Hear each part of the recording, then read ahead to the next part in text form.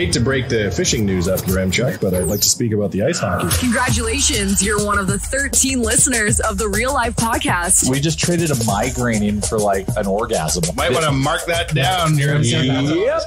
All of my projects are on schedule until they're not. A member of the Nation Network of Podcasts. About as funny as we're going to get today.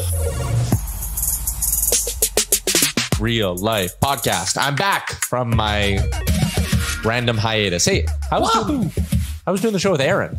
Hey, are we on a podcast again? Yeah. What's happening? I thought we were done. We have to do an intro to the thing that happened before this, but this is the intro. Oh, but we're going to pretend like this isn't the intro. We're showing people how the sausage is made right now. Let me move my microphone. Yeah, because we usually start recording this at 1:30. We did start recording at 1:30, but we have Max Kerman from Arkells coming on. So we'll have that in a couple of minutes here. Some Oilers stuff to talk about as well. We have a Nation event that we're launching in a little bit. Baggedmilk and I both have some funny stories from our trips that we took over the last week. And I told a story from a trip I took 7 years ago so I could compete with the boys. That is true. All of that did happen. It is totally different recording the intro now, knowing what the I feel hour like we're time travelers. Well, that we know exactly what we talked about for the last hour, but it's all cool. fucked up. This is a good episode. You guys are going to like it. Yeah, you're really going to like it. Arguably one of our best. I think so. No Chalmers, no Jay. It's been a while since the five of us have all been in a room, but you guys had air. The last two episodes have been like weird. Whoever's in the office, just sit in. We need 2 episodes ago, I walked in. I'm on time. I can hear people giggling in here, and I walk in, and they've started the show without any of us. Yeah, but it was like Aaron, Kennedy, and Gavin. Yeah, they're doing their own. I'm like, what? And I poke my head. I'm like, what show is this? They're like, Real Life. Like, who? Real Life? You can't do Real Life without one real member of Real Life. Like, you could have a Menudo tribute band, tribute to Menudo. Of course. But you can't call yourself Menudo unless one surviving member is dancing in the show. That's right. I was telling them it would have been funny if they just didn't acknowledge it at all. Like they just play an intro and start showing like, welcome into the, but it's like these random fucked They up don't voice. make mention of where any of us. That would be funny. And they just talk about their lives like everyone listening knows. Like, Gavin, you always say that on Real Life. Classic Gavin laughing at piss jokes. Anyways, today's episode is brought to you by Will Hawk Beef Jerky. You know, summer's kind of coming to a close, but there are things to look forward to in winter, like curling up next to a fireplace with a bag of Will Hawk Beef Jerky and someone you love, and Lady in the Tramping every string of it with them. Ooh, that sounds that's like a fun. nice time. I found their stall in West Ed too. I'm very excited about that. What I like to do with my Will Hawk Beef Jerky is I get a couple packs and then I get some thick elastic bands and I just wrap them around my shins like socks. And I wear beef jerky socks all day long in the winter. 1, you smell great. 2, you have a ready snack with you at all times. Amen. The Will Hawk Beef Jerky socks. The big shops are in Leduc and Spruce Grove. They also have a stand in West Edmonton Mall, willhawkbeefjerky.com to find out more. It's by the ice rink. That's the easiest way to find it. It's by the ice rink. You know the Tim Dillon show? You know that show? No. He's a comedian and he has a podcast. Very funny man. So funny. He says he's done research and the ads that do the best is when he makes fun of his advertisers. He's like, we've done tests on this, people. When I just read what they tell me, it does X. When I mock the very company giving me money, it does 3X. So just heads up. Organic versus whatever non-organic ad reads. Yeah, there you go. We have Max Kerman coming up from Arkells. I'm obviously very excited for this. Big Arkells fan. Should we just jump into that right now? Because we did go really long with everything we did after too, right? Yes. Yeah. Yeah, it is weird having to start the pod when we've already finished the pod. I feel like we're in some sort of time loop. We should record 5 minutes now right in the middle of the pod. Yeah. Drop it in. Yeah. Drop it into the middle of his interview even. Yeah. I'll just ask change all the questions of the Arkells interviews to new questions so the answers don't make any sense. I can finally ask him the Blink question I didn't get a chance to ask. I was too scared to. I thought you were going to. Yeah, it was about him, not about me. Oh, I haven't had a chance to talk about this yet. Mike Babcock. Tough, hey? Well, I think he's innocent. No, I don't. Did you hear did you hear the story Elliot Friedman said about one of the specific incidents? The phone photos?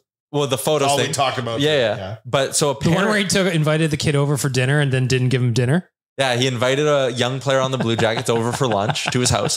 Player shows up at his house. Already on the Blue Jackets, he's pulling this shit. Okay. Yeah. So player comes, whatever, goes to Mike Babcock's house. Babcock does the phone thing, goes to the player's phone for several minutes apparently, and then just says, "Okay, see ya," and doesn't give him lunch. and just like boots him. What is happening? That was a weird one. I like it. You know, Tiger Woods and Justin Timberlake are opening up a sports bar in New York called Double T.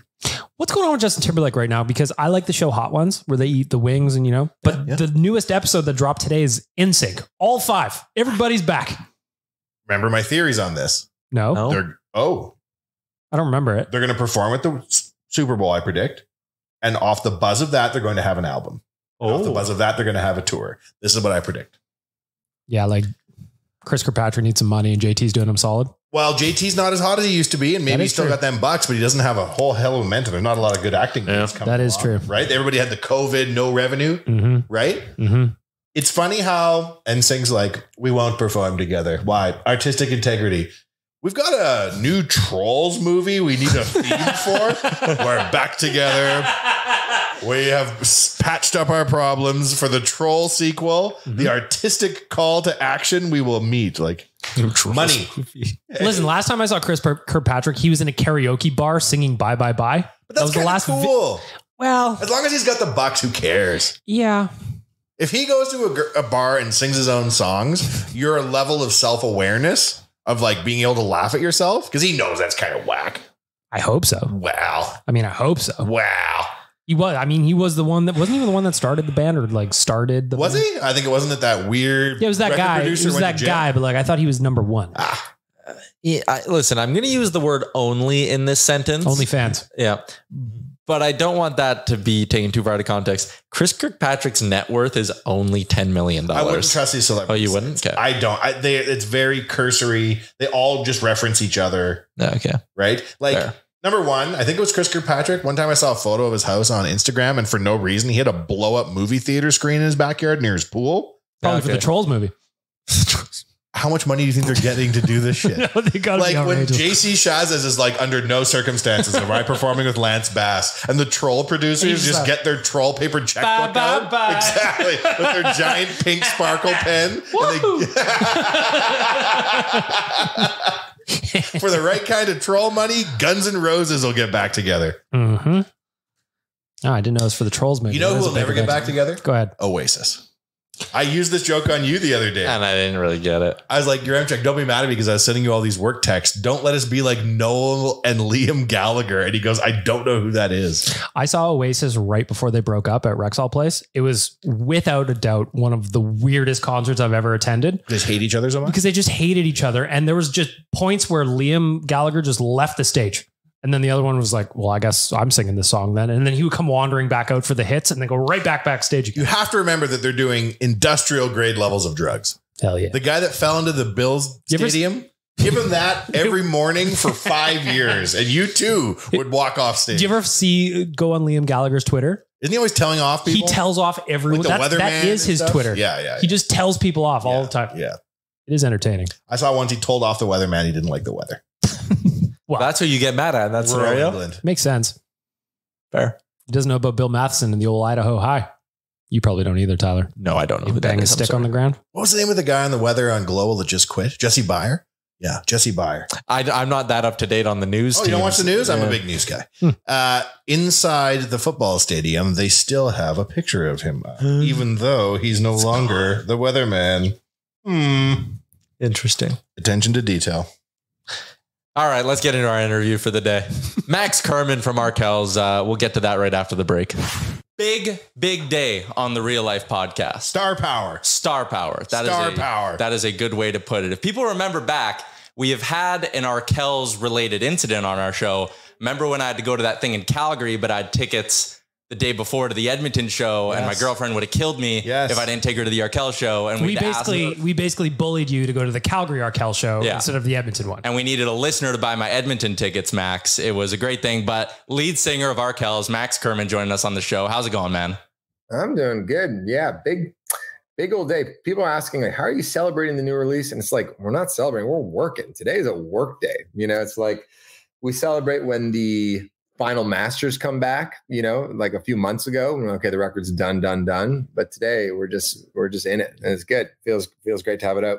Take us through the writing process of how this came together. Did you have a couple songs written at first? Did you sit down and bang them all out in like a string of sessions? How did it come together? is interesting. I think the reason why the record feels a lot different for us is because we weren't planning to make a record. We were getting together in January just to kind of hang out and reconnect. Making the last couple of records was interesting but difficult because of COVID. We weren't allowed to be in the same room at all together. Sometimes, it was a sort of disparate recording experience. So we were like, let's just hang out and maybe we'll do some acoustic versions of older songs. That was like the only kind of mandate we had. But we started to do that. And in about 20 minutes, we're like, can we just do something new? And so from there, we started to work on these sort of soft acoustic demos that I had kicking around from the fall. And a couple of days later, we were like, maybe we should throw some microphones up because it's kind of sounding good. And then before we knew it, we kind of had a new album on our hands. And it was, I don't know, it was a very like cohesive, singular experience I think our band has had, where it was like, we're not working to make anything, and I think as a result, it turned out to be this like very like raw, honest thing. So how long did it take from kind of we're getting together to, oh my goodness, I think we have an album on our hands here? How long did that take? Well, we got together in like mid-January, and then by like March, I was like, I think this thing is like 75% done. Wow. Yeah, it was cool. I kind of hoodwinked the guys though, because I think the guys in the band I was like, can you slow down a little, Max? And I'm always just trying to entertain myself, but I think they're like, I didn't say that we'd be making a record, and I didn't know that we'd be making a record. But then I was like, guys, let's just throw up some microphones. Who knows what will come out of this? We might as, and then, sure enough, we had another record on our hands. You guys have been together for a long time now, formed in 2006. How do you find that the songwriting has changed for you guys since those early days to the new album coming out now? That's a good question. I think one thing I've learned as a creative person is it's really important that you're not dogmatic about your approach. Because I think the minute you start giving yourself like made up rules about like, well, I can only write in the mornings, or this is the only studio I can create in, or this is my guitar that I write my songs on, I think you're cutting yourself off from the world a lot. So I think for me, we've had different chapters. I think like, when we first started writing as a band, on our first record, it was just the five of us like in a jam space. And then as we progress and as technology has changed, like sometimes songs are started, one guy is working on it like a musical piece, and and we're working from a demo, and we've worked with co-writers and producers, and I don't know, it changes all the time. This is actually funny. I'm getting a phone call right now from Frank Turner, who's a tour mate. Oh, let me pick it up. I like Frank, what's going on? Hey man, how are you? I'm good. I'm actually in the middle of doing a podcast, so you're on the air. But I'm on the hello. Well, man, I don't mean to interrupt your podcast. I can call you back later. Okay, I'll call you back. Yeah, give me a call when you're free. Okay, bye. I like that. Album release day is it's a hectic one. We appreciate you making time for us on your big day. Thank you. No, Frank is a legend. We toured with Frank in the UK. He's in California right now, I think, on tour, but he's an inspiration for us. But yeah, so I think, answer your question, is always changing. And I think this record is a very much like the one goal we had. It was like, let's make sure our fingerprints are all over it. And not to make it into this big grandiose thing with a bunch of different features or horns or this or that. Like, let's just try to keep it just the five of us as much as we can. I like that. New album, Laundry Pile. It dropped today. I saw the stuff you guys were doing in the lead up to this, and the different kind of promos. I saw you visited our boy Jay Onright as well and dropped off a little bit of vinyl for him. What was that like? Jay's a neighbor. Jay lives like maybe a 10-minute walk from me. Oh, sick. And he's a real music fan too, and a real vinyl head. And also just very gracious. Like, I think he has like a sterling reputation in the Canadian entertainment industry because he's like such a genuine dude. But yeah, we did this event yesterday in Toronto. We played the songs at a laundromat. We were like, how do we launch this thing? We're like, okay, let's think about it for a second. Okay, they're quiet, small songs, so we need a small space. The album cover is a painting. So it's like, what if we did it like an art gallery style showing? What if we hung a painting in a laundromat? Okay, that's interesting. What if we had small groups come in? So instead of like an hour-long show, each group gets one song. Okay, that's kind of interesting. What if we had a laundry bin with 10 t-shirts? Each t-shirt had a different song title. and a volunteer would choose a t-shirt from the bin, and that's the song they got, creating this like very singular experience. Cool. And I was like, okay, I think we're just trying to connect dots. That's a lot of like just being in a band and being a creative person. It's just like creative problem solving. It's like you have like a general direction and a vibe you want to go, and then you kind of start piecing things together. That's cool. So that was kind of the lead up. What do the next, like you mentioned, the work isn't done just because the album's up. What's the next like 2 to 3 weeks look like for you guys? Yeah, we're touring. So the tour starts in Philadelphia. Actually, it's going to be fun. I think Nick Nurse, former head coach, is going to come, and we're going to get a chance to hang out because he's just moved down to Philly to take over that job. And we'll be in the States for the next few weeks, and then we got some Canadian dates. And we're gonna keep busy. I don't want to give away too much, but there might be something happening in your neck of the woods. I can't talk about it yet. I like that though. A good little tease. Like it's crazy busy right now. I've had a chance to chat with your bass player, Nick Dyka, a bunch of times on my Blue Jays podcast. Right now, have there been moments where you guys are like trying to grind doing stuff and he's like watching the big Jays game on his phone, like off to the side? Like, hey, come back. Before we go on, he usually has it on his iPhone or something. He's like practicing, he's warming up, and he's watching the game. Yeah, that's my tie-in to bring this into a bit of a sporting direction. But you guys have had a ton of songs that become like sporting anthems, right? You think about Knocking at the Door. That was like a big Blue Jays song for a few years. I was watching the World Series like 2-3 years ago, and Eyes on the Prize was played going into the commercials. Years in the Making is one that's always in those like hype videos before a sporting event. When you write some of these songs, as a sports fan yourself, is there something in your brain where you're like, man, like this is going to bang in a stadium, or like this will go great before a big game? Yeah, it is cool. Like the Bills play Years in the Making, like in the stadium, and I always get people sending me video about it. I think in the early days, absolutely not, because we didn't think anybody would hear any of our music. But then it started to happen, even with Oh, the Boss Is Coming off our first record, where it kind of had a bit of a Jock Jams feel to it. So now when we're working on stuff, we usually have a pretty good feel. If like, oh, you know what, that horn part feels pretty big to me, or or the way I'm growling when I'm singing, or something. You know what I mean? Yeah. And so now we're not totally naive. Your first single's called "How to Win in the NBA." Don't it feel good? Right? They get really specific. It's like next song is called "Trade Deadline." You mentioned like a period in your guys' start where nobody was necessarily listening to the music yet. What was kind of like that first point? Was it maybe you guys in a van or in a bus or somewhere where you heard an Arkells song for the first time out in public? Nobody you knew was playing it. Do you kind of have like a moment where that kind of sunk in for you? Yeah, especially in the early days, radio was a bigger thing. And I remember coming home from a Canadian tour. We were opening for Matt Mays and El Torpedo in Toronto, and we were rolling down Sherbourne. And our song came on the radio, and we were so excited. We were just like in our band van. Cool. And we like rolled the windows down, and like nobody was around except like this old lady pushing a buggy. I was like, this is us on the radio.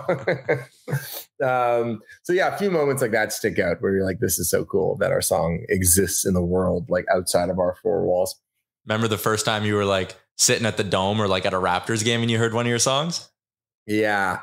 I mean, it's funny though, because it's like, you don't want to draw attention to yourself, but you also kind of want people to know that it's you. Some people don't care. I don't know. It's a weird feeling. Sometimes I've been in bars and stuff, and they'll play like Leather Jacket, and then like the bartender will be like winking at me, like, "Yes, you see what we did? Like, yeah, I know what you did. Okay, wink me over a free shooter for playing my song. Let's go." Yeah. What is the move if you get brought up on the big screen when they're playing one of your songs? Do you pretend like, "Oh, I didn't know I was up there," or do you like, are you on your phone? What's the move? Chug a beer. You know what? I want to get better at it, because sometimes when you see celebrities that have clearly been on the big screen a lot, like they're so good at it, like they lean into the bit. So I don't think my performances have been particularly good in those moments. I need to get better at being on the big screen. You're writing anthems. There's plenty of time to come. Yeah. I'm going to work on that though. That's good. We were joked about Nick and the Jays and all of that. I mean, you guys, obviously concerts and sporting events, those are evening things. Has there ever been a moment, or maybe give me the best moment, where you guys had to go do a show and like the Raptors had game 3 of the NBA finals, or it was like game 6 of Leafs Lightning or something? Have you had a moment where you're going on stage and you're like, damn, let's get this over with. I want to see what the final score is. Yeah, we played the Pyeongchang Olympics for Team Canada in Korea in 2018. Whoa. And we had the women's hockey team like on stage with us at Canada House. And there was like this moment, I think we're covering Springsteen Dance in the Dark, and I was getting everyone like on the ground, and the whole team was like on their knees, just getting like ready to explode. And the band got really quiet. And then somebody yelled, it's like, we scored! Because I think the men's team was playing in that moment. And then everyone just went crazy. So that was pretty cool. I think, we played, a TIFF party a couple weeks ago, and the Bills game was on. And we're Bills fans. Tim, our drummer, especially, is a Bills fan. And I was like doing some crowd work, and someone just like said to my ear, like, the Bills are up 10-7. I was like, Tim, the Bills are up 10-7. Into the microphone. That's unreal. I love that. You mentioned maybe some news about Edmonton coming up soon, but you guys have been here a bunch of times in the past. Give me your favorite, maybe unique part about Edmonton? That's something we always love asking people when we have them on the pod. Oh, my favorite is Craig Boa. He runs Weekly Trim, which is a hair salon. Yeah, he's a friend of the show. We know exactly who you're talking about. Yeah, he's in the Mercer building, but he has a different location. And Craig is awesome. We all try to arrange our haircuts so we're on tour and we need a haircut just when we're rolling through Edmonton. Love Weekly. Craig's the best. I love that. And because we're also an Oilers Nation podcast and we have a very firm anti-Calgary stance, is it not depressing when you guys go from playing beautiful Rogers Place and you got to roll into the Saddle Dome? The worst. Are you kidding me? I love my people in Calgary, but it is objective that Rogers Place is state of the art, beautiful arena. With that being said, you guys have toured all over the place. Has there ever been a moment where you like roll up to a venue and you're like, oh my God, what have we just got? Like, what is this place? It's dingy, but then the night just ends up being incredible and like the crowd's unreal, or like everything just sounds great. Like, have you ever rolled up to somewhere and been like, this is insane that we're playing here, but it turns out just awesome? There's been a couple of those things that come to mind. I think I had like low expectations for our show in Grand Prairie when we played on the last tour, and it really then exceeded our expectations in a major way, and we ended up having an amazing time in town. But most recently, we played in Labrador City for the first time ever, and Labrador City is like on the border of Quebec. It's really like, if you look at a map of Canada, you'll be shocked to see where it is. We had to take 3 planes to get there, and population 7,400. And we were like, where are we? But we had an amazing time. So that was a very cool show. How do you feel like, as the Arkells have grown as a band and you got the gold records and platinum record going in there, like, how has your show from an artist perspective evolved as you go from small venues into now you're playing in these big arenas? I think one of the reasons why we've been able to stay at it for so long is that we've been up for the challenge, and it's actually kind of exciting to try to like take on a bigger crowd. I remember like the first time we played the Danforth Music Hall, which has like a balcony in Toronto. Remember, our agent said, just remember to talk to the people in the back. Like, it's important that you acknowledge them. I was like, oh, that's a good piece of advice. So now if we're playing, in Hamilton, we played at a football stadium, or we're playing in some rinks in Canada. Like, I always do my best right off the top to kind of look up and point to the people in the very back and just kind of ask them how they're doing and make sure that they feel drawn into the show. I also think that the songs and the arrangements are really important. And we tour with the horn section, and I think like just having tricks up your sleeve, I think, is the most important thing. And a lot of young bands kind of ask for advice, and I just tell them, it's like the things you should have ready is good song transitions, no awkward pauses between songs. Think about what you're going to say. Think about how you're going to go from one thing to the next. And if you're doing that, you're ahead of the game.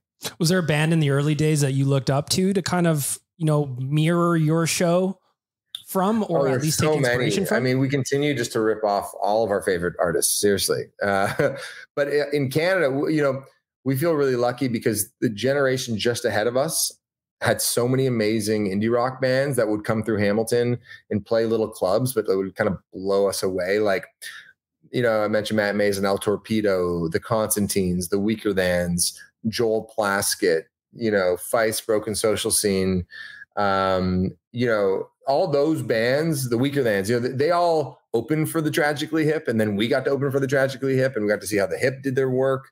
So I think, the fact that we got to see so much talent up close when we were 17, 18, 19 years old made a huge difference. Last one I had for you. I was reading some other interviews that you've done, and in pretty much every sports podcast, they're asking you about your relationship with Nick Nurse. They're asking you about Kyle Dubas and how tight you guys are. But I want to spin this a different way. Is there one athlete somewhere that you look to and you're like, damn, I want to get beers with that guy. I want to hang out with that guy. Who is like on the list of people you haven't met yet in the sporting world that you want to get to know? That's a great question.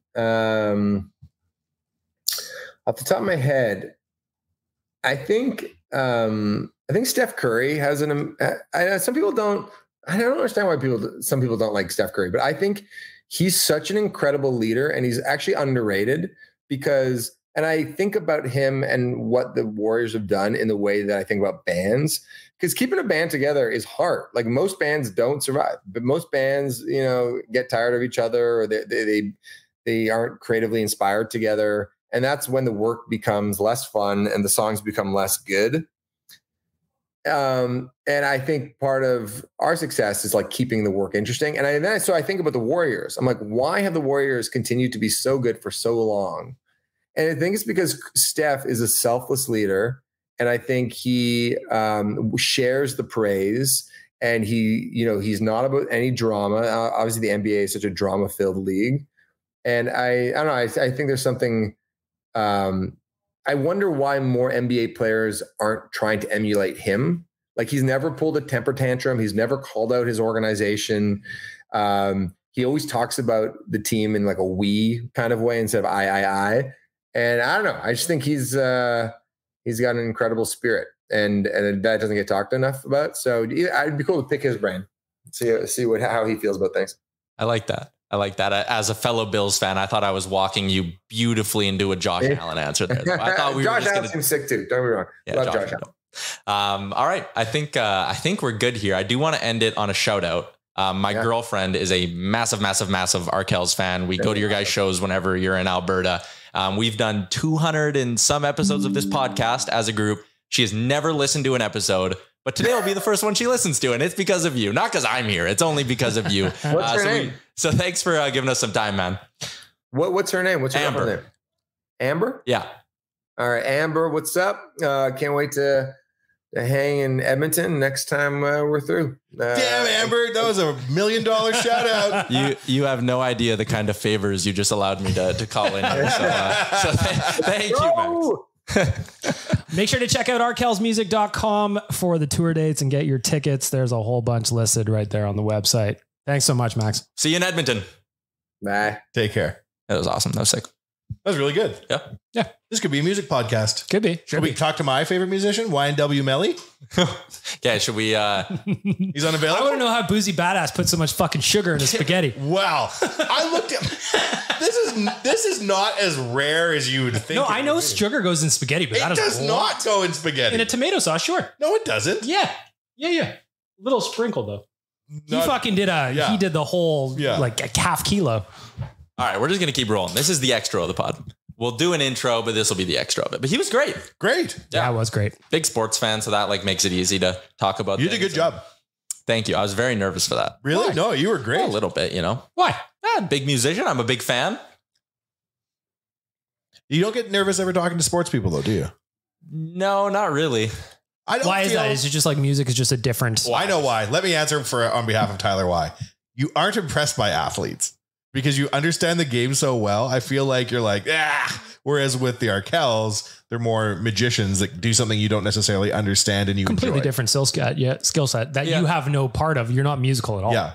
Oh, not at all. And the other thing too is like I know he's done like probably 40 of these in the last week. Yeah. So I was like, let's try to make it unique. He did though. I guarantee that was one of the better ones that he's done. Yep. I was going to make a sex joke at the end. Too, Oh, nice. But then I didn't. Ah, Why are you just going to play that plug for Amber like over and over again? Oh yeah, that's 100% what I was getting at. Come on now. But their new album is out, and hopefully they'll be stopping in Edmonton. It sounds like they are stopping in Edmonton at some point. It's just question away. They got a healthy tour lineup here, so they do. They're on the road. I wish we could have had more time with them just to ask. I'd love to dig into life on the road a little bit. Yeah. So you'd have to imagine it's a Groundhog's Day. Every day you wake up, different location. Most musicians are spending most of their days waiting. Yeah. And athletes too, for that matter. Yeah. That's why I'd love to know how he kills time. Yeah. Do you go out touristy a little bit? Well, when you're famous though, maybe in some cities they can, but like for many musicians, if they're trying to like go in other cities, it turns into a stink. Yeah. They're like stuck in their hotel room. You got to get a cool disguise, I think. That's cool. Yeah. Like a wizard costume. Fucking Why right. are those 4 wizards walking around? No reason, but we're not the Arkells. If you want to watch that interview, it is up on our YouTube right now. Also, you should go subscribe to our YouTube. Why, Tyler? Until we get to like 29,500, then stop subscribing to the YouTube. 30,000 subs on YouTube by the trade deadline. Tyler is going to do a boudoir shoot, and I could not be more excited. Now My favorite part, though, real quick, is every week on my hit on Low Tide, I bring it up, and he is just horrified every time. Oh, he's going to latch onto this one too. Knowing how I know. That's the goal. Yeah. So we've been talking about this on the show and you haven't been on the show. This is my first real life back. Yeah. And I, as somebody who's cheering for your career in the long run, I'm keeping a very sharp eye on this because that lady reached out to us about the boudoir photography. You're the franchise and we put you on the big show and you go to the draft, you go and do all this. People are going to be Googling you for the next 30 years. I know. But when they Google you, they're going to have a tasteful boudoir Yeah, shoot. but you and I think it's funny because we have no futures. Tyler, on the other hand, has a future. We're I'd slap those pictures on the resume. We got our dirt squirrels. We got nothing going on. Tyler is the future. Here's my thing is like, so like, let's say in this insane hypothetical, we get to 30K by the deadline. That's not shocking. It would be doubling the audience we've been grinding to build for a while. It's going to happen. Which one, like, these can't all go public. I think some are some are for like private consumption of the group. Oh, I'm going to have all of them on a drive just for my own personal taste. But like they're going to be rotating on all my TVs. I know, but like how, like there will be a few that we can put public for sure. Remember when young Jeezy got caught wandering around in a cocktail dress and no one could figure out what was going on? But like, do you remember that though? No, it wasn't good. It wasn't good for young Jeezy. But I don't. Like, we can't be making this look like the ESPN body issue. Like, we can't have my bare ass out in any of this. No. Just like you got some nice undies on. Okay. Like no, you're not going to be nude. And then also, I need like a 2-month warning so I can work out. Oh, you want to get shredded? I just want to get acceptable. I think it'd be great. I think this would be excellent. I'll post a photo of myself in shorts, and the comments are like, "Holy shit, hit a gym."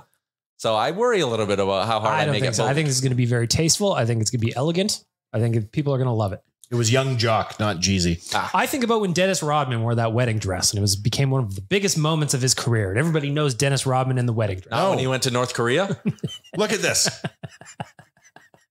Yeah, young Jock was just wandering around in a cocktail dress and shades. I don't know what he was doing. You know what? It did not help him. I respect it. I worry about this. I think we've pushed it too far. I think this is exactly where we need to be. One time we decided we were going to legally change my friend's middle name to Budweiser. And we had a corrupt guy at a registry who was willing to help us facilitate it just for the entertainment of changing his name to Budweiser. And we went to the registry and our guy like winked and put us in a sideline. And all 3 of us chickened out at the exact same time because it's going too far.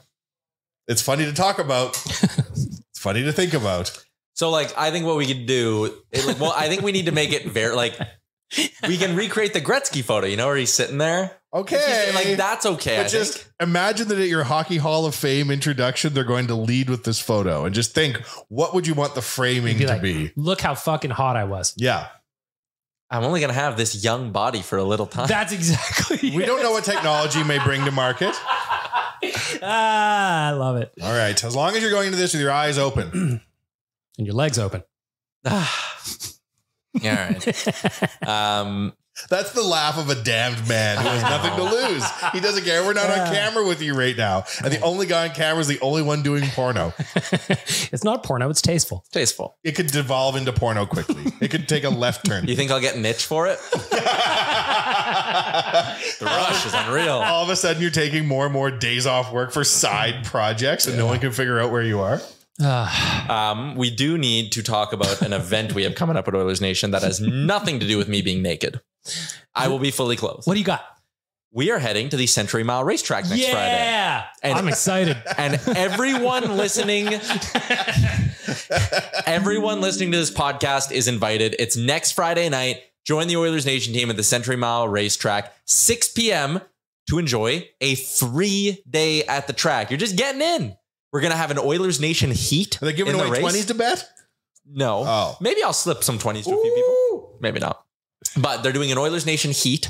So there'll be one. Does that mean we have to race? No, like the horses will be named like we're going to race horses? Oilers Nation-y. Their horses are going to win. Oh, I was hoping that we had to run. We're going to have some free prizes. I'm going to be doing a special edition of Oilers Nation every day live from there. Sick. So you get to sit in on a show as well, which I think will be really, really cool. And we'll get to bet on the ponies, have a few drinks with a bunch of Nation people, and it'll be a good time. Next Friday at Century Mile Racetrack. I'm very excited. Nation night at the track. Let's go. We're going to bet on some ponies. Yeah. And there's also a casino in there. And you know how I get when I'm around a casino. Itchy. Mm-hmm. Itchy. Very itchy. I'm looking forward to it. There's something fun about betting on ponies that you have no rhyme or reason to bet on. Well, when I start thinking about horse racing, I very quickly, my mind goes to human cockfighting and how great it would be if two people fought to the death on pay-per-view. Oh, see, I thought of a different kind of cockfighting. Oh, I see. Yeah. Windmilling at each other. You're all worked up with this boudoir shoot. I'm all horned up. Oh my goodness. You got that spray bottle you get when we get too worked up? You got that thing? No? Just sitting here dripping wet. Hi-yo. I'm excited for that night. If you're listening to this, you're invited. 6 o'clock next Friday, free day at the racetrack, Oilers Nation, Century Mile. Let's go. I'll be there. Or won't I? Will I? Anything else we want to talk about today on the show? There's a lot of things I'd like to talk about. Yes. The remainder of the show is going to be dedicated to the 2 new Blink-182 songs. Thank you. Yeah, you're very fired up about this. I thought you were going to bring them up with the guy from the Arkells. I was thinking about it. It would be so funny. It would have been fun. I was thinking about it. I had like an opening where I was going to bring it up, and I was just like, you know what? This is his day. It's not Blink's day. I saw it. I was like, he's going to do it. He's going to ask him about Blink. Shit. No, I'm very excited. But I actually want to talk about the Oilers, Tyler. Are you concerned about Matthias Ekholm's hip flexor? No, I think it'll be a blessing in disguise. Pourquoi? It'll give Broberg a chance to play a ton in the preseason and get some more responsibility. And let me ask you about something that Low Tide brought up with me on the lowdown on Sports 1440. Okay. His idea for the defensive pairings would be to put Bouchard up with Nurse, have Ekholm take Broberg under his wing, and then Kulak Ceci as the third pairing. I don't hate it. I think Kulak Ceci could be a fine third pairing. I worry about giving that much responsibility to Broberg. I think he's kind of got to earn that. I don't think that's something you just want to roll into next season with and just give her. But if Broberg proves he can play the right side well, then I think that would be a fine risk to take. What I said is like Broberg kind of has to take a step forward or he's going to very quickly become trade bait. Oh, yeah. With 70 points? Broberg? That's what I'm thinking. 70 points. Why not? In his career? Absolutely. This year, 70 points. I bet he's going to catch fire. I hope so. I'd love that. We need to make sure that the Swedish All Labs team is always stocked. Broberg's going to have 70 points in his NHL career. I feel another Keegan Lowe bet coming on. Oh, really? How's Threads going? Oh, wait. You guys had a Keegan Lowe bet? Shut down. No, Mean Jay. Oh, by the way, I got a shipping notice. Your t-shirt is on the way. Is it a Wolf t-shirt? It is arguably, I think, the best Twitter t-shirt I could find. Unbelievable. Because there's a lot of really bad ones. Yes. A lot of really, really bad ones. Are you willing to say on air with 12 people listening, the Threads is a flop? Oh, yeah, totally. How can the most 70 million signups in 3 days? 100 million signups. I still get notifications though that people are following me on it. And I'm like, I do too. And it's interesting now that they're trying to really push Threads through Instagram, where you'll like be scrolling your feed on Insta and you'll be like, so-and-so you follow just posted a new thread. So how can it have that many people, but nobody using it? How can it be both? My only thought was that the UX that they initially launched with was flawed and faulty. Too soon. Yeah. Like if they I was playing on Threads the other day, I was like, who's on here? What they have now, if that's what they launched with, they probably would have retained more users. because you have your following thing. You have your ability to kind of clean up your feed. You have more of those things that you want and are used to from Twitter, but none of that was there originally. Is Threads an L? L? Ooh, Horizon Worlds? Definitely L for me. Is it an L for Zuck? I don't know. I don't know that you can say so. Yeah. Would you call it an L?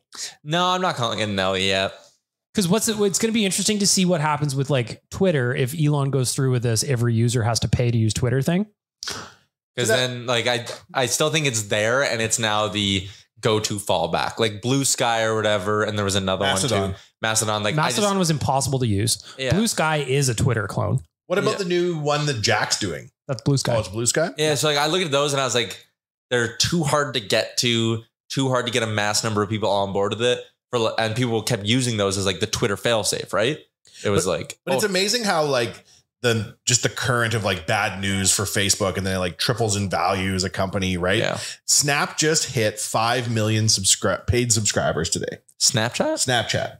Whoa. It generates 260 million US a year in revenue. They set a company goal of 10 million paid users in 2 years, and they're 1 year into it. Snapchat's still trying to grow. That's what's crazy is like you think like, oh, these things are terrible. Then you go and look and like they have users, they have people. And I think the next time Twitter goes through its whole like, oh, Elon does something kooky and Twitter might shut down, blah, blah, blah. Threads is just such an easy, like, it's linked to my Instagram. Like, boom. But you see the overall tweets are climbing and the overall users are climbing since Elon took over. The narrative that like it's being ruined, I think is false. I think it's just always in the news. I don't think it's been ruined, but I do think it's worse than it was before. I hate like losing TweetDeck in the way it used to work. Yeah, I hate losing TweetDeck. That's annoying. Terrible. My problem with Twitter right now is that I keep my following very tight so that my feed is what I want. But when it ever trips over to like the For You tab, it's just chaos in there and it's nothing I like. It's just very, very like antagonistic shit that's in there that I just don't want to see. But one of the things I do like about the change is it has the For You and the Following tab. Yep. And before it was just a following tab, but things would pop up like this tweet was liked by so many people. Yeah, which I didn't like. At least now the following is the following. And actually I like the For You more because I like seeing stuff that usually wouldn't be. Well, they ripped that off TikTok, right? And it makes total sense why you do. Remember that AI Drake and the Weeknd song? Of course. I saw an interview with the founder of that company. Very interesting. Young kids, right? And I'm thinking to myself, like, how is this? Like, it's such an insane technological leap forward. So you can take a song, I can't remember the name of the company. You can go to their website. You can select from the voices they do. So you could make Celine Dion sing like SpongeBob SquarePants, but like the entire song perfectly. Have you heard any of the SpongeBob AI raps on TikTok that have been going around? This would be this guy. Yeah, but have you heard them? No. Some of them are outstanding. I am playing them for you right when we're done this podcast because it is so funny. So I'm watching this guy get interviewed and I'm like, this is an insane technology, but how the hell do you make any money off of this?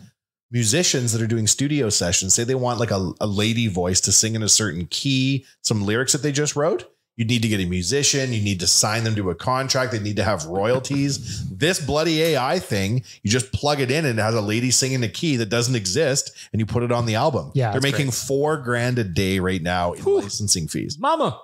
Pretty good. Some of those AI tracks are just so good that there was one that was cruising on TikTok a little while ago where it was a diss track between Eminem and Drake, but it sounded so good. Like both of them were actually doing it, but it was, completely fake. Like when I heard that song at first, I thought AI had written the lyrics. I thought AI had written the music. Like I thought all these different things, like they just said to the Chat GPT, make a Drake and Weeknd song and make it clap. But in fact, there's like a lot of work that had to go into it in advance. So the AI is not quite there yet that you could just ask Chat GPT for a new #1 hit from the weekend and it would vomit one out. The Arkells are in no rush. I feel like if I could write a real nice poem, I could have this and then I could have my own hit single, Tyler. You're that close. I just need some words. I think you could write a hit song. I think so. Ooh, I haven't done one of these shows since my trip.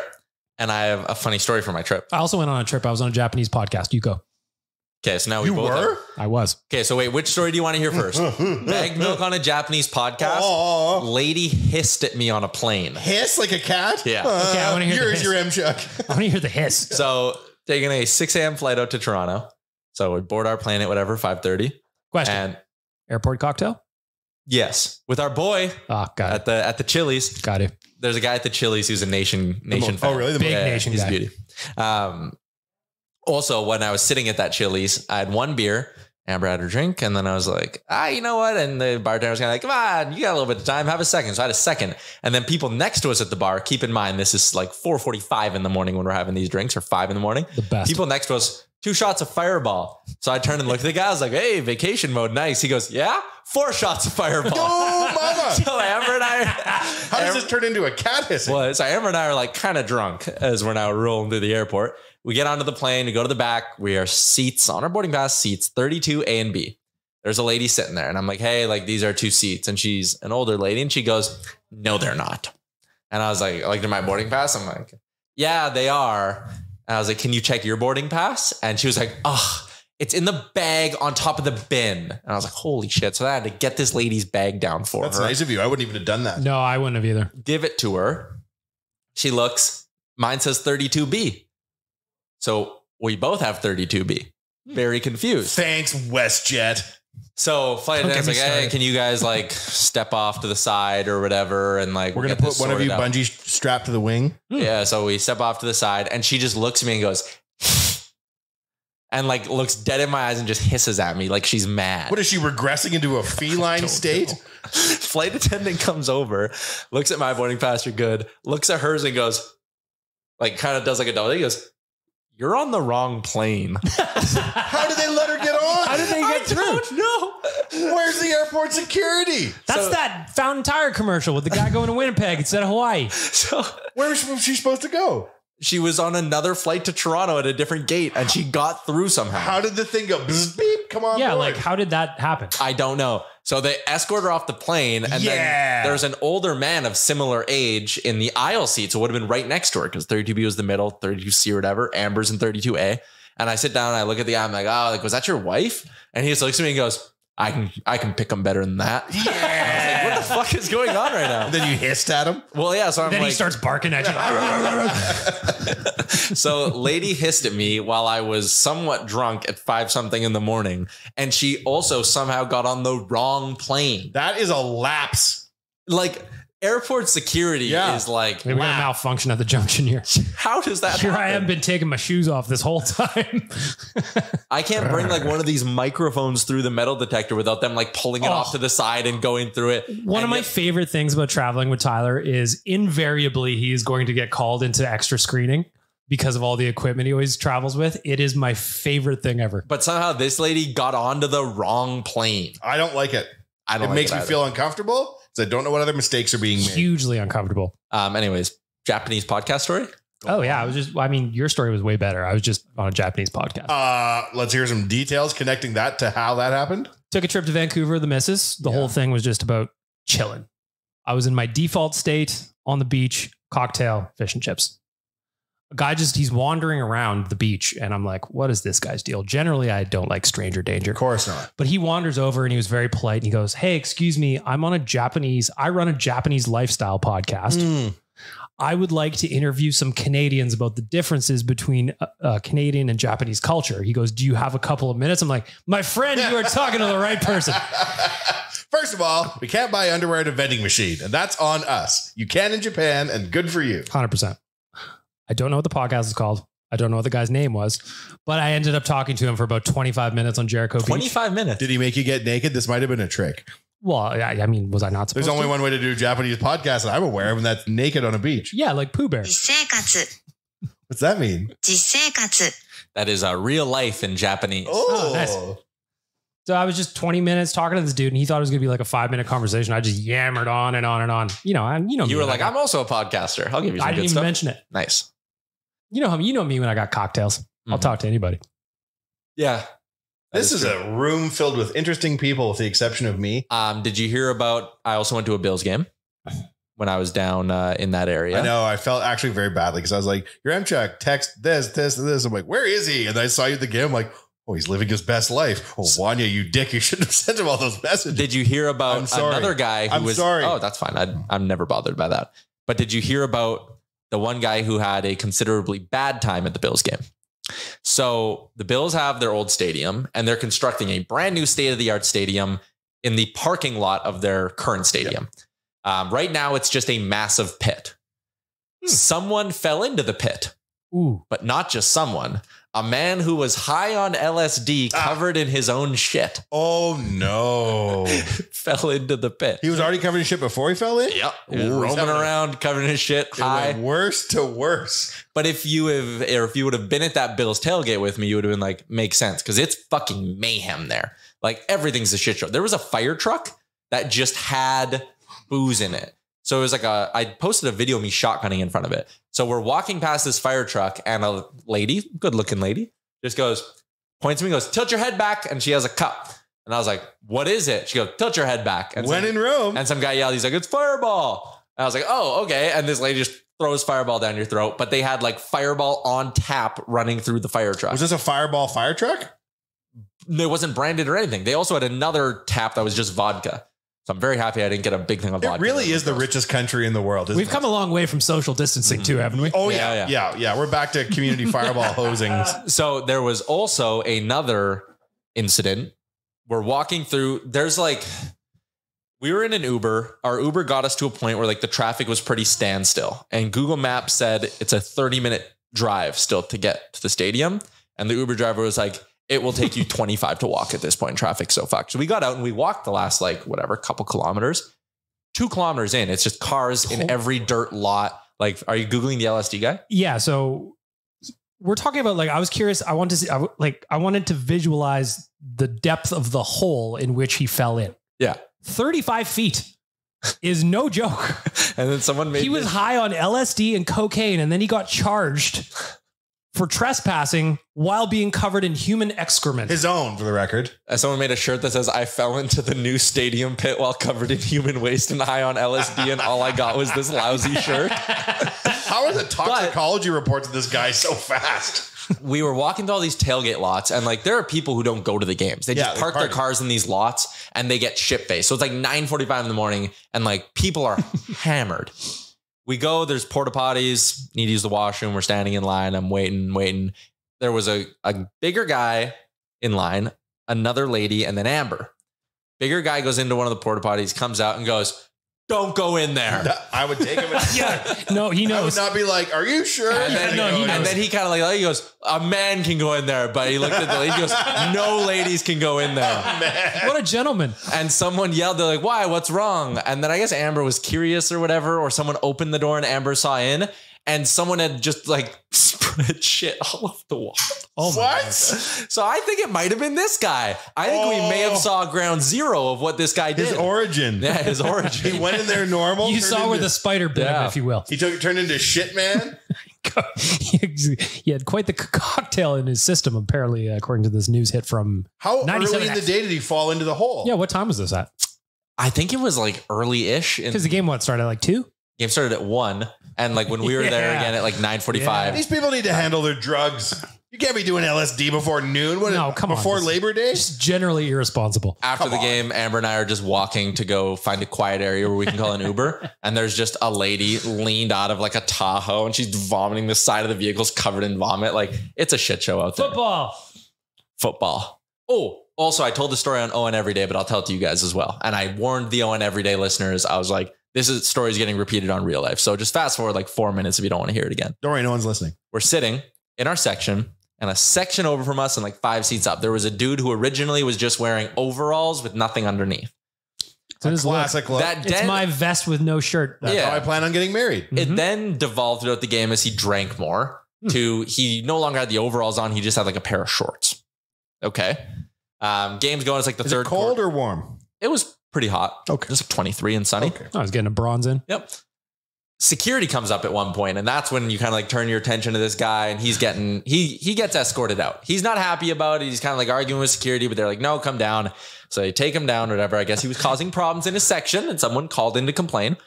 They take him down below out of the section. 5 minutes later, he comes back.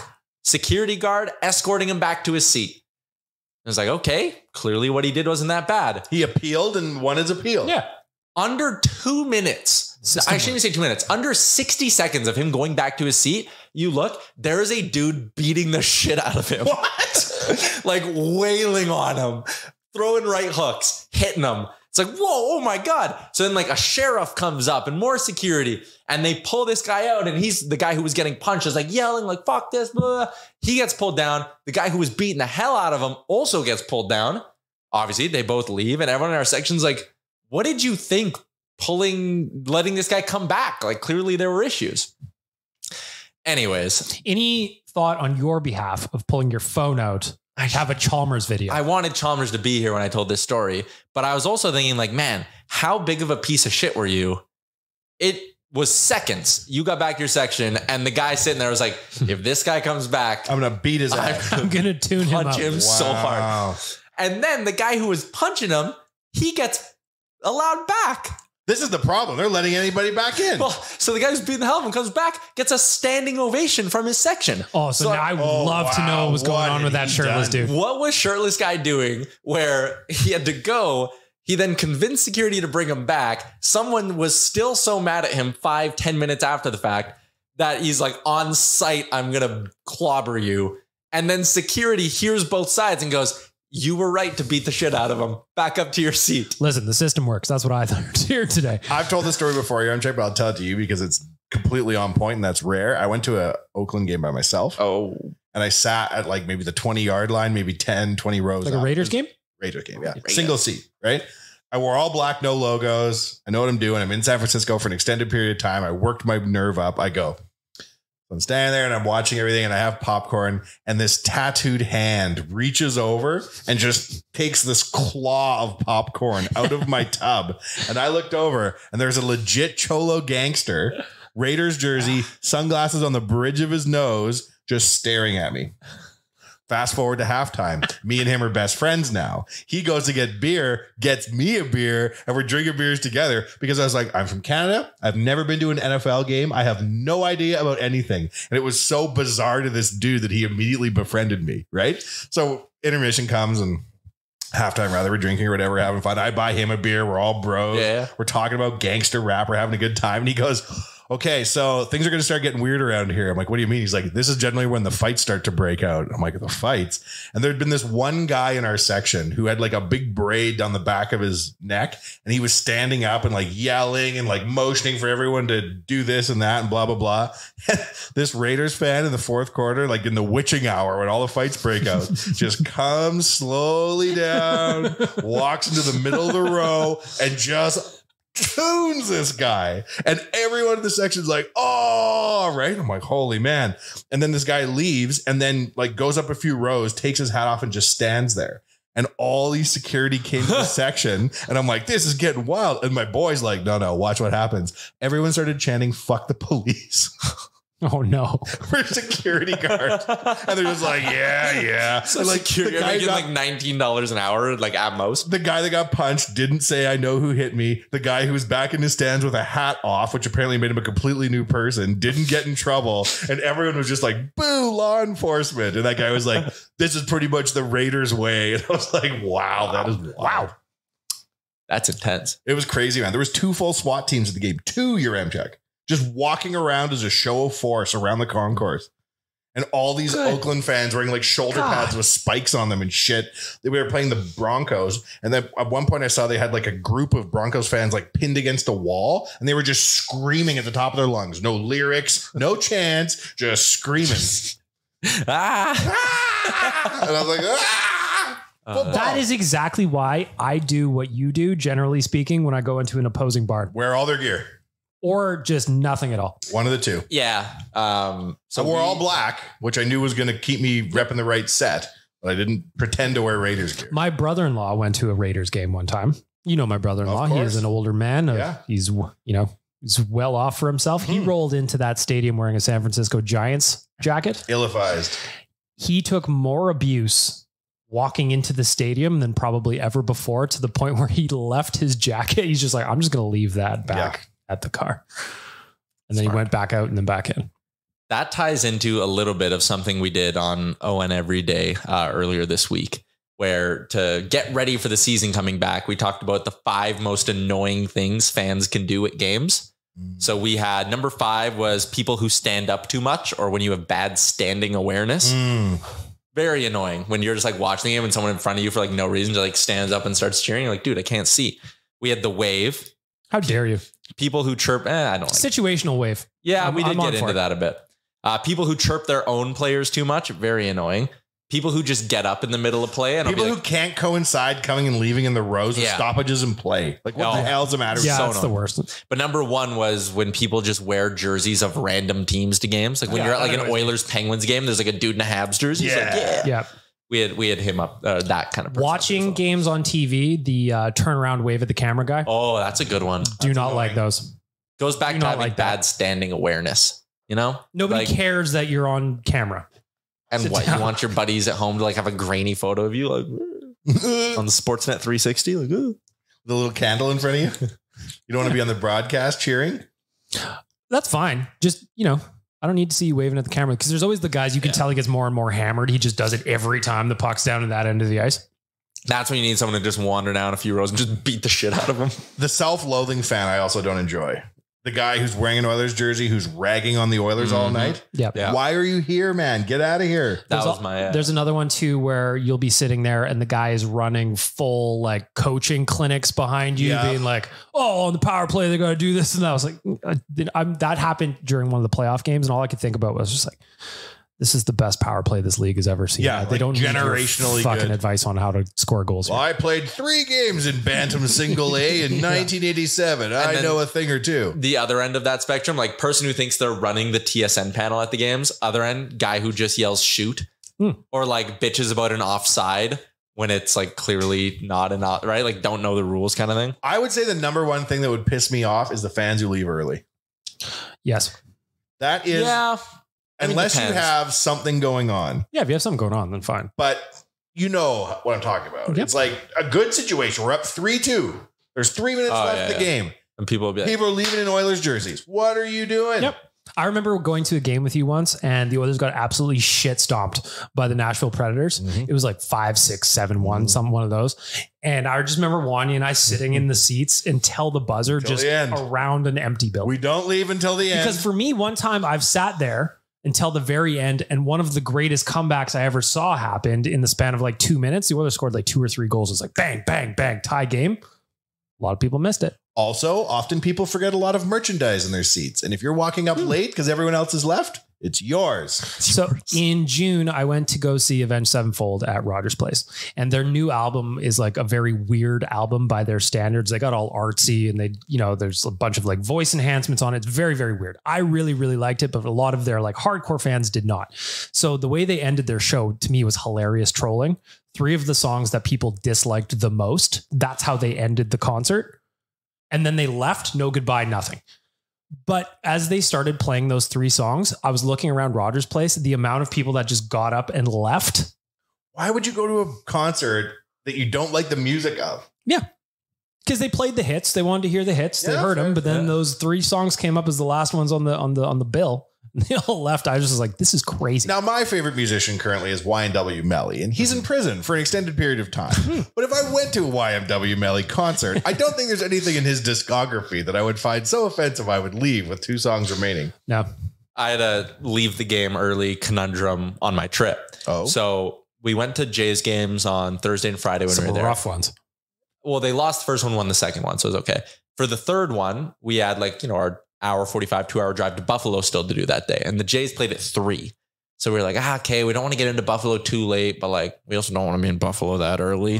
So it's like, you know what, let's just get cheap seats and we'll go for like 2.5 hours. We'll just quickly watch the game and then we'll leave. Like, we don't stay for the end. We don't stay for the end. Yeah. Game starts going on and it's close. They're only down by 1 and it's the 8th inning and it's kind of been our 2.5, 2 hours, 45 minutes. It's like, okay, like should get going. Don't want to be like driving in the dark too long, whatever. It was like, well, it's top of the 8th. Like, let's just see if they can tie it up in the 8th. And they don't. It's like, oh, damn. Let's just see if they can tie it up in the 9th. And I was like, and then we'll leave no matter what. We'll leave in a tie game in the 9th. And sure as shit, 2 outs, bottom of the 9th, they tie the game. It's electric. Now you're vibrating. Stadium's come live. We can stay for 1 extra inning. Okay, we'll stay for 1 extra inning. Game ends up going to the 13th inning. It's now like 7:30. We were supposed to pick up our rental car like 90 minutes ago, but we were stuck at the Jays game for so long. But I couldn't leave. It's so hard. I don't understand how people can do it. Is kind of the point of me telling this story. Is like I could not pry myself away from that regular season baseball game. I want to see it too. Yeah. Now, I'm with you. 2 Elks games ago, I took Wanye Jr. to the Elks game. And the big man is not here for 2 halves of Canadian football. So by his halftime, which was the first quarter, he had already moved on to watching Peppa Pig on his phone. He wasn't interested in my phone. Sorry, he doesn't have a phone. Wasn't interested in the popcorn. Wasn't interested in anything. I knew we were leaving at halftime. It was 17-3. I'm thinking to myself, there's no way the Elks are coming back. I'm a doubter. I'm a hater, I suppose. When we got home and realized they'd come back, I was like, oh, well, shit.